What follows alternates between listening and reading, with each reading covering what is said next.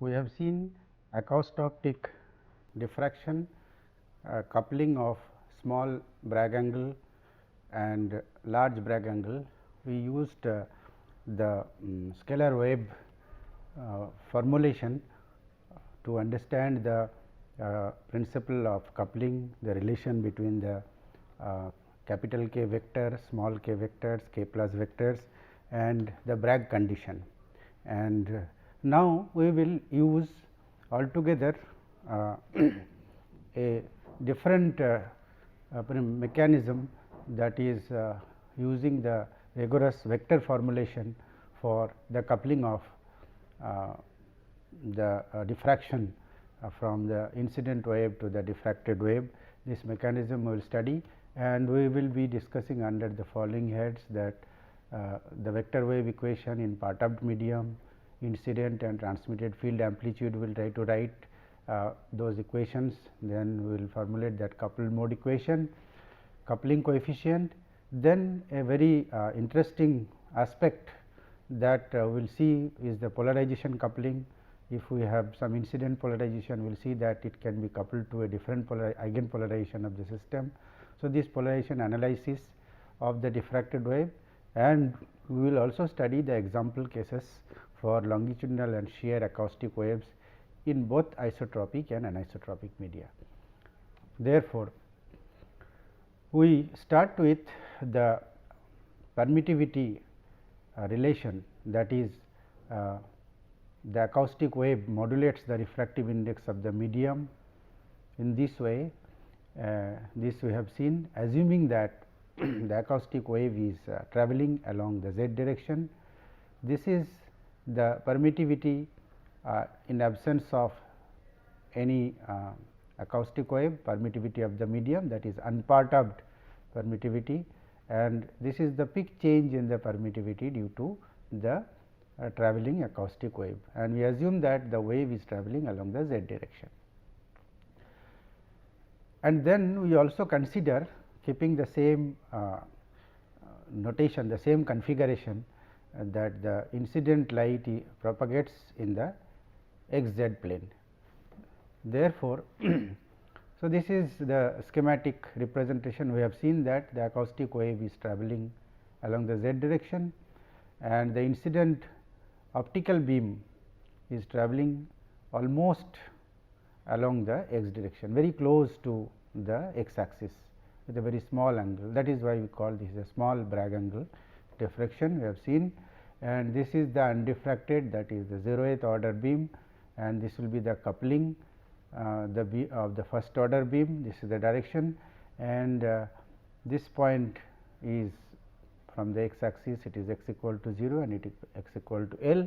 This length L will be used for the interaction, for defining the interaction length, and hence the coupling coefficient, and this is the periodic variation of the permittivity because of the travelling acoustic wave.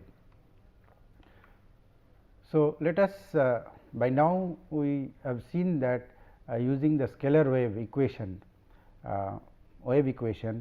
we have seen that we can write the wave equation for the electric field in this form, del square E equal to mu naught del 2 del D, which is equal to this.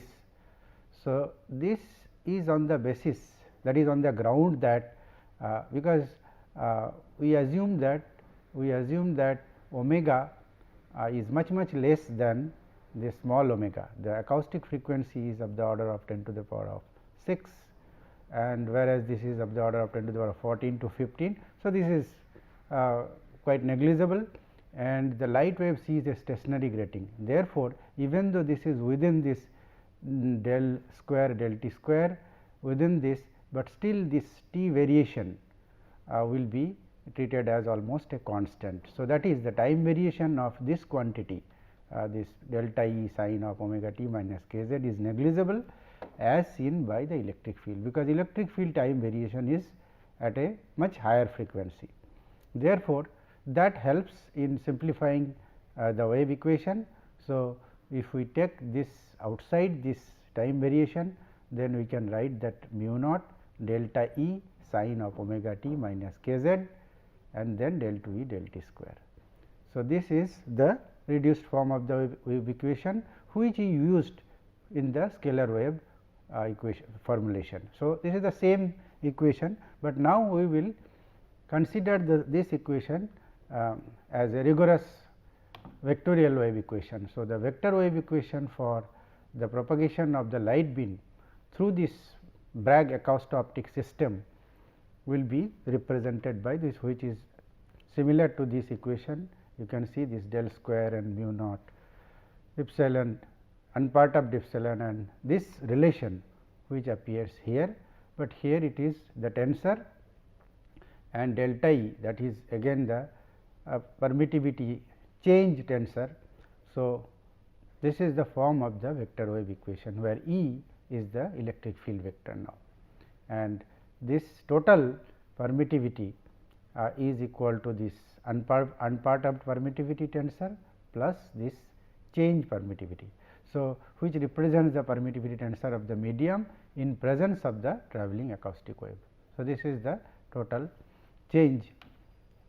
Now, considering the time dependence of the electric field, this e to the power of I omega t, and we have seen that the right hand side of this wave equation will contain terms which are proportional to e to the power of I omega plus capital omega t and I omega minus capital omega t. This we have seen.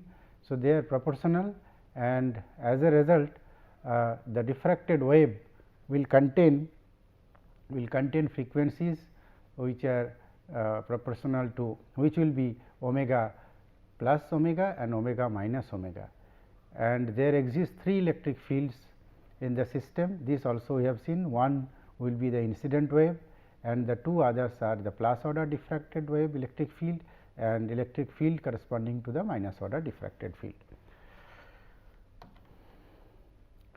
So, this total electric field will be will consist of this incident electric field, the plus order electric field and minus order. Even though both plus and minus order cannot coexist, one of them will be existing, but for completeness we write this E total field equal to sum of all these 3, and the first term it represents the incident, second term the plus order and the third term the minus order. Here this E 0, E plus and E minus, they are the polarization of the electric field of the corresponding incident, diffracted plus order and minus order fields. So, this E 0 is the incident polarization of the incident wave, polarization of the plus order and polarization of the minus order. So, we substitute this E in the wave equation. In this equation we substitute this sum of the 3 quantities. So, and then in the same way we can separate out the terms which are proportional to e to the power of I omega t, omega plus omega t, omega minus omega t, in the same way as we did for the scalar wave, and then we end up with the set of these 3 equations, but this time they are vector wave equations. So, these are the polarization of the plus order, polarization of the minus order. So, it is very straightforward and simple from there, and we can write the 3 equations. Now, we will use this the same approach as we adopted in the case of small Bragg angle, that the light wave is travelling almost along the direction, along the x direction, and then we can approximate, we can use the same formulation, but in between that del square epsilon this E 0 E, we can write this equal to this quantity, and similarly for the plus and minus order polarization we can write this. You can take out this E plus minus outside, and this is the polarization vector. So, also in order that these relations are consistent, this E 0 and E plus minus, they must be the eigenpolarization of the system. That is, in Cartesian system it must be x, y or z. Similarly, this will be also x, y or z. If the wave is travelling along the z direction, as in the present case, then it can have 2 polarization, that is x or y. Similarly, this can have 2 polarizations, that those are x and y. So, in Cartesian system you can nicely write this relation, and this E plus minus should be along the direction given by this, because they are associated with delta. You will see this, we will see this now. So, these three equations will again lead to the, in the same way that if you pre-multiply this equation with this E 0 dagger, E plus and E minus from the left side, these are the row vectors, these are row vectors, and you have a column vector on the right hand side. You can see you have this E 0, this is a column vector, and here also you have a column vector. If you multiply with this E 0 dagger, then you can get rid of this polarization here, and you can write this equation. But on the right hand side, because it was the column vector was E 0, but you are multiply E plus or E minus, then you are pre-multiplying with E 0. So, they will give rise to this new quantity, which is a scalar delta E, because they are eigenpolarizations. So, it will give you only a scalar quantity, and similarly for this equation and similarly for this equation. Now, this, because you are so these quantities E 0 and you are pre-multiplying with this. So, they will give you a scalar quantity. Here also this will give you a scalar quantity, and here for these quantities, for these terms delta plus E, delta plus minus E. So, you get this quantity, because you have already this and you are pre-multiplying with this quantity. So, these are all scalars. So, the incident and diffracted waves see unperturbed refractive, different in unperturbed refractive indices. So, they are different in general. Now, proceeding in the similar way for solving these equations, that we approximate that the x dependent of the electric field of the incident beam is negligible, then we arrive at this, in the proceeding in the same way we arrived at this coupling coefficient, which is given by this. This you have seen, it is the same thing that we have already derived in the earlier occasion for the case of scalar wave formulation. And for small Bragg angle scattering, you also have seen that beta plus minus, they are obtained from this equation. So, all these things are valid, except that they are now vectors. So, but effectively this is a scalar. So, the coupling coefficient will be a scalar multiplied by the quantity this. So, the task lies in to calculate this delta epsilon, this tensor, and if we know the incident polarization, we can calculate the diffracted polarization, because this has to be a scalar.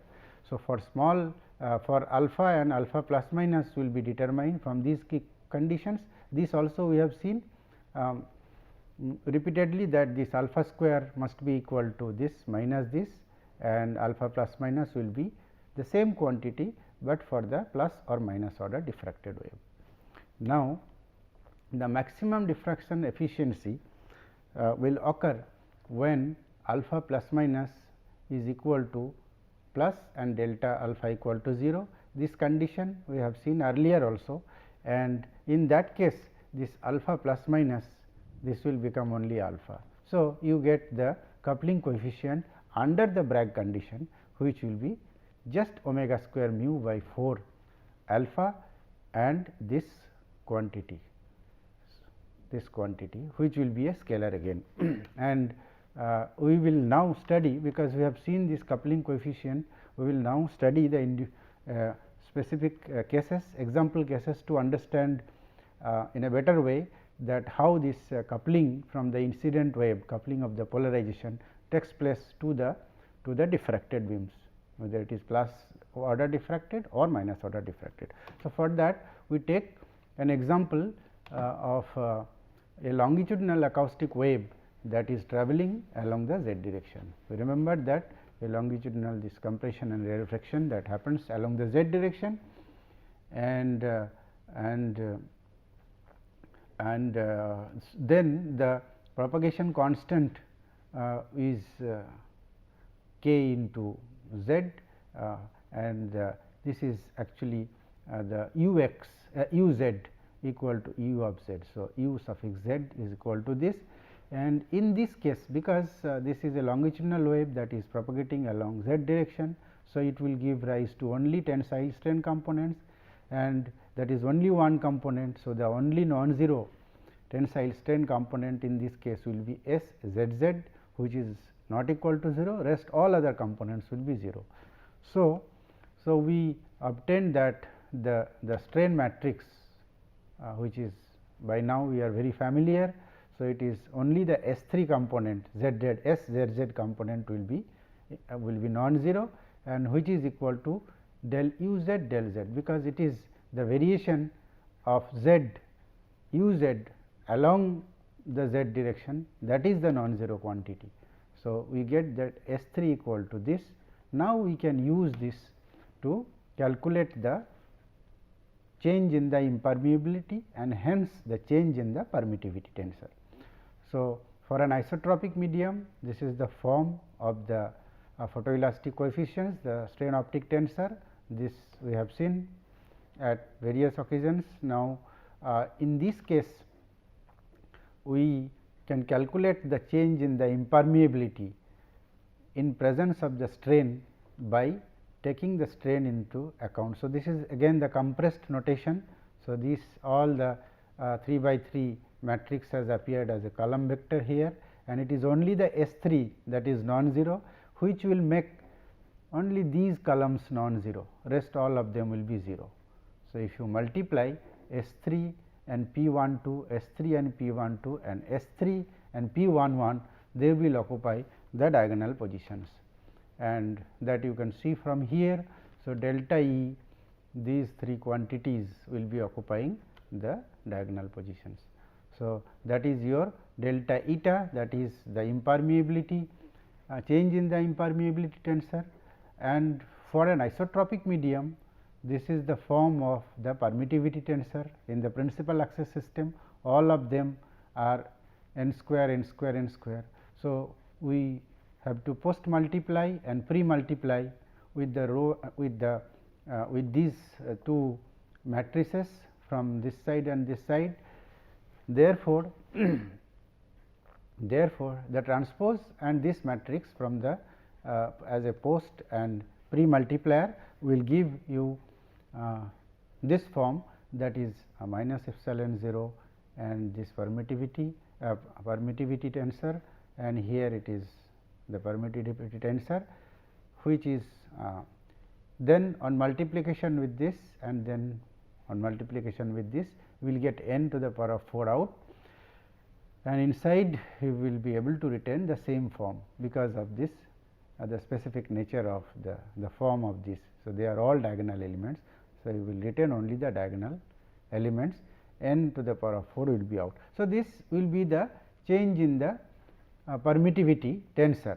So, that is what we were looking for in order to calculate the coupling coefficient as well as the polarization of the diffracted wave when we know the polarization of the incident wave. So, let us see that now the case is the one which we are studying is a longitudinal acoustic wave which is travelling along the z direction, and we find that the change in the permittivity tensor as this form, this for this particular case.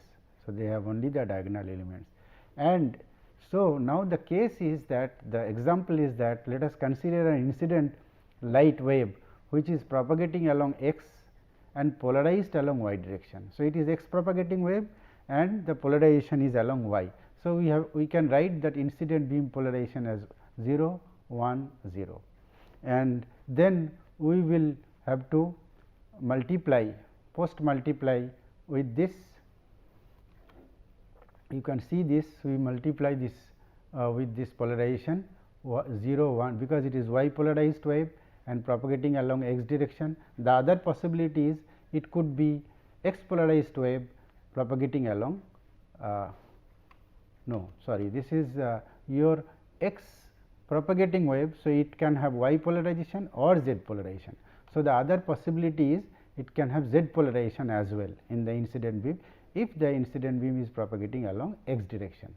that is the case that we are studying, because your acoustic wave is along the z direction and the optical wave is propagating along x direction. So, an x propagating optical wave can have two polarizations, these are y polarization or z polarization. So, in this case we consider the incident wave is polarized in the along the y direction.